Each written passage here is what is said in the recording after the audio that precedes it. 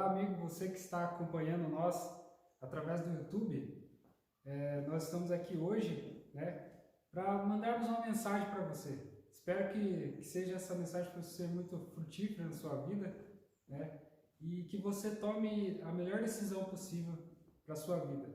Antes de começarmos, vamos curvar nossa fronte e falarmos com Deus nesse instante.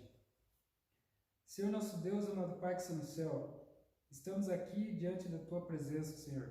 Ao abrirmos a Tua Santa Palavra, Senhor, que ela venha de acordo com aquilo que nós precisamos ouvir, Senhor. Que ela possa tocar o nosso coração de uma forma tão grande, Senhor, que a nossa vida seja testemunho de Ti aqui na terra, Senhor. Te peço sobre a vida de cada um que está ouvindo essa mensagem, Senhor. Que essas pessoas possam ser transformadas, Senhor. Que as pessoas não vivam mais como viviam antes, Senhor. E sim de uma forma melhor, Senhor. De uma forma com que o Senhor esteja ao lado dela, dando instrução na vida dela, Senhor. Abençoe, Senhor, essas pessoas que abriram esse canal, talvez assim por um motivo, para buscar uma mensagem de consolo, Senhor, que ela encontre o que estava procurando, Senhor. É o que te peço e agradeço, não que haja merecimento em mim, mas no nome do Teu Filho amado Jesus. Amém, Senhor. Você já teve que tomar uma decisão muito difícil em sua vida, Será que essa decisão que você tinha que tomar era tão difícil que existiam duas alternativas que eram boas, Duas alternativas que faziam sentido, Que você talvez tenha tido medo, Porque não sabia as consequências daquilo. Talvez você perderia dinheiro com aquilo, talvez você magoaria alguém, ou talvez mudaria o futuro da sua vida ou da vida de alguém. E o que você fez para tomar essa decisão? Qual foi o argumento que você usou, Qual foi a teoria, a base que você usou para escolher isso, essa decisão? Se foi correta ou não. Nós vamos começar com uma história que está lá em Juízes 6, 36 ao 40. É a história de Gideão. Então, Gideão ele foi uma pessoa usada por Deus, para livrar o povo de Deus, de um povo que estava corrompendo o mundo. Aqui em Juízes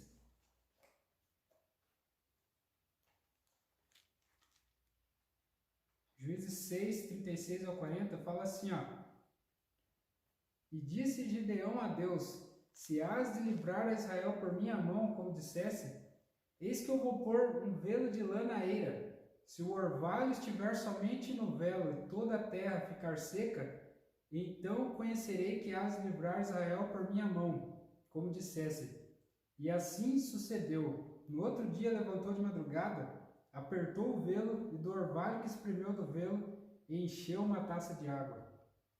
E disse Gideão a Deus: não se acenda contra mim a tua ira, se ainda falar só esta vez, rogo-te que só esta vez faça a prova com o velo. Rogo-te que só o velo fique seco e em toda a terra haja o orvalho.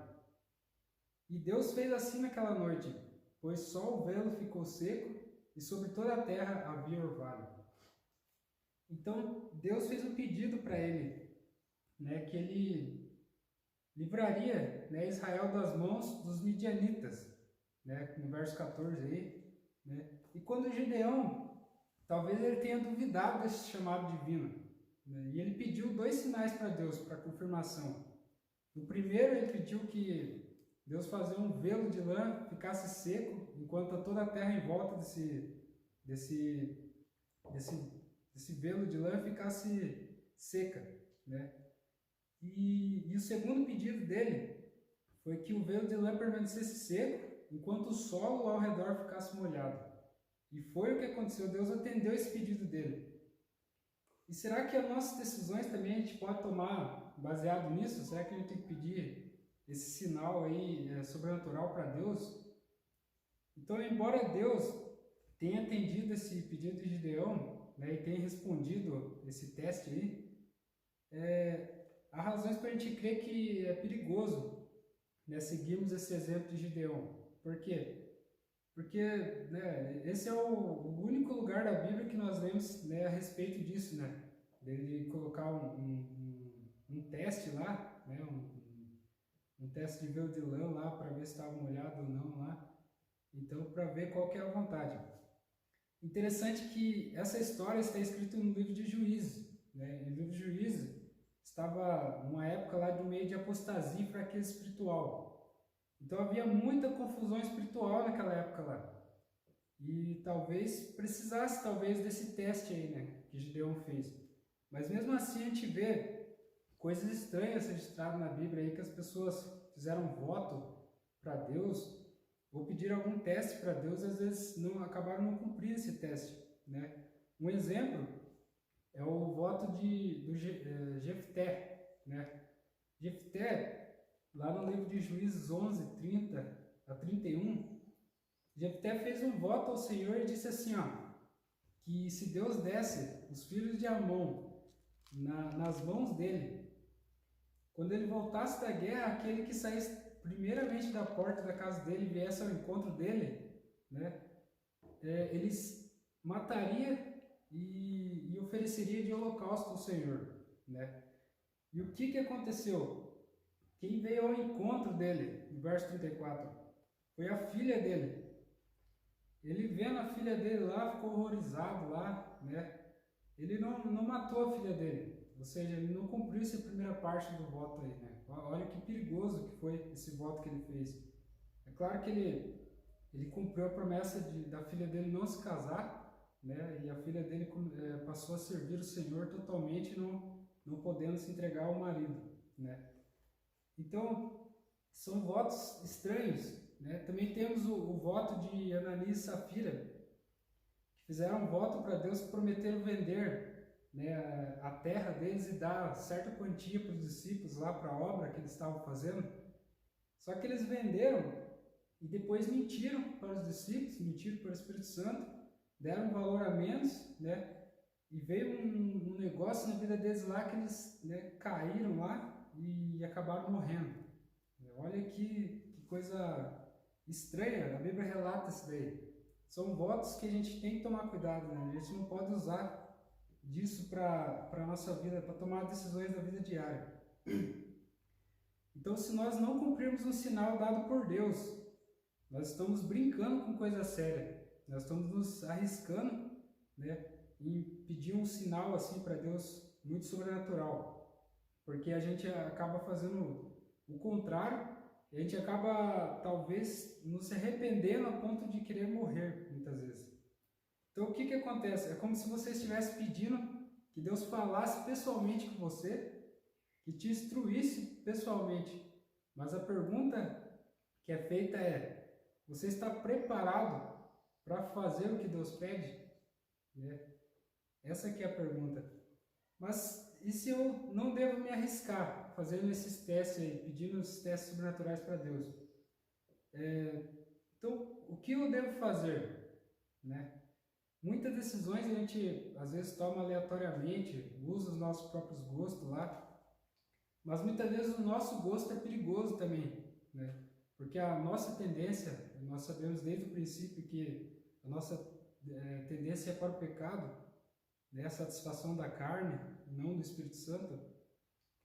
Mas, né, a pergunta ainda não foi respondida, né?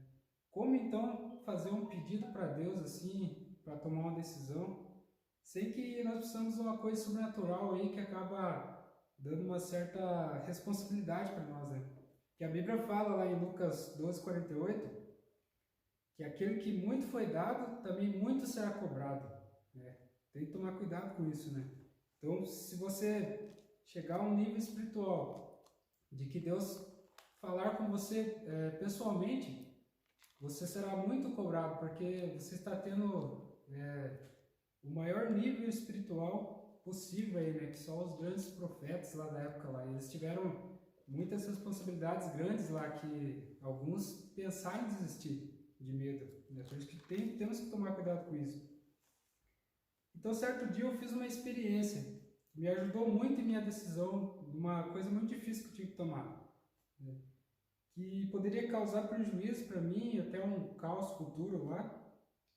E aí me veio à mente somente uma decisão financeira, e não decisões assim que pudessem ser espirituais para minha vida, na vida de alguém, né? Mas o que tem a ver uma decisão com coisas espirituais? Como entender isso na nossa vida, né? Então você sabia que tudo na vida é espiritual? Toda decisão que você toma é espiritual, todas as decisões são espirituais. Quando você levanta, escova os dentes, faz exercício, come, anda, fala, bebe, assiste, tudo isso são espirituais, mas como assim? Como entender isso? Lá em 1 Coríntios 10, 31, fala assim, ó: portanto, quer comais, quer bebais, ou fazer qualquer coisa, fazeis tudo para a glória de Deus, né? Comais e bebais. Você fica pensando, mas o que tem a ver com espiritual isso, né? A Bíblia está dizendo que tudo que você comer, beber, ou tudo que você fazer, você tem que fazer para a glória de Deus, né? E outro versículo, Efésios 6:12, diz assim: porque nós não temos que lutar contra a carne e o sangue, mas sim contra os principados e contra os potestades, contra os príncipes das trevas desse século, contra as hostes espirituais da maldade, nos lugares celestiais. Então nós estamos vivendo um conflito entre o bem e o mal. Não são contra a carne nem sangue, né? Demônios nos atormentam todo dia, usam objetos, usam programas, usam tecnologia, né? Usam até pessoas inocentes para você tomar uma decisão errada, né? Parece ingênuo isso, né? Você falar isso, mas é pura verdade, né? Ele não está aparecendo assim de forma humana, de forma física para nós, mas ele usa, né, os nossos vícios, as nossas tentações, né, o nosso gosto, a nossa raiva, para tentar mudar uma decisão correta que nós poderíamos tomar. Então, voltando lá à minha experiência lá, eu estava precisando tomar uma decisão grande, poderia mudar o futuro, até mesmo causar um prejuízo grande financeiramente, né? E que experiência é essa que eu fiz? Simplesmente orei. Agora você deve estar olhando assim para a tela da televisão, do computador, do celular e olhando para cima, mas só isso? Sério? Você orou? Né? Eu também oro, né? Que novidade tem nisso? Mas foi uma oração diferente. Eu orei e contei tudo que estava ocorrendo, né? Contei o que eu queria, qual decisão me deixaria alegre. Só que também eu não pedi para Deus que me mostrasse algo assim fisicamente, um sinal, por exemplo, na luz, sinal num pano, um barulho. Não pedi nada disso. Eu pedi que Deus mudasse meu pensamento, que eu visse a situação não com os meus olhos, mas sim com os olhos de Jesus. Aí depois da oração, eu me permaneci em joelhos, com os olhos fechados, e pensando assim, né? Como diz o caipira, eu fiquei matutando, né, para ver que decisão que eu devia tomar.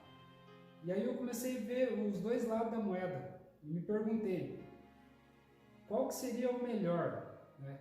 Não o melhor para mim, mas o melhor espiritualmente falando, aquela decisão que me desse paz, né? E naquele momento foi me aparecendo motivos, mais motivos, né, que tal decisão me daria paz. E eu levantei do chão naquela hora, né, pensando assim, né, nossa, mas como eu nunca tinha pensado nisso antes, né? Será que era uma decisão minha? Será que era um gosto meu que eu tinha acabado de ter essa ideia? Eu acredito que não, que essa decisão talvez mudasse algo espiritualmente assim falando, mudaria a vida das pessoas, né? Era uma decisão, talvez uma decisão divina que veio para mim. Eu acho que era uma decisão que eu olhei com os olhos de Jesus. Eu não precisei de um sinal sobrenatural, né? Porque é perigoso muitas vezes, né? Eu estava vendo com uma nova forma de ver essa situação. Então eu estou falando aqui talvez direto aqui do YouTube para você que não sei qual decisão você tem que tomar na sua vida, né? Nós estamos nos finais dos tempos E nossas decisões são muito perigosas nessa etapa. Nós estamos nos acréscimos desse mundo. O inimigo está atormentando a nós dia e noite para nós tomarmos as piores decisões possíveis. E Deus, Ele quer dar sabedoria para nós, né? E como agir diante disso, né?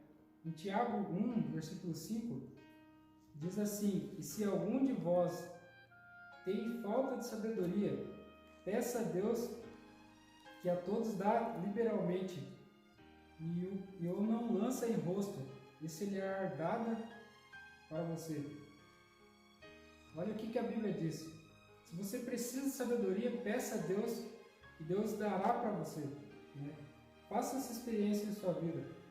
Ajoelhe-se perante Deus por algum tempo. Ore, conta a situação que você está passando, reflita, né, no momento da oração. Peça sabedoria para Deus, né? E Deus, Ele vai se comunicar através de sua mente. E você vai acabar tomando decisões como os olhos de Jesus vê a situação, não como você vê essa situação. Então, que Deus te abençoe e te guie nessa decisão. Que tudo que você fizer, quer comar, quer bebais, quer fazer qualquer outra coisa, faça para a glória de Deus. E você vai encontrar a paz que você sempre quis em sua vida. Amém.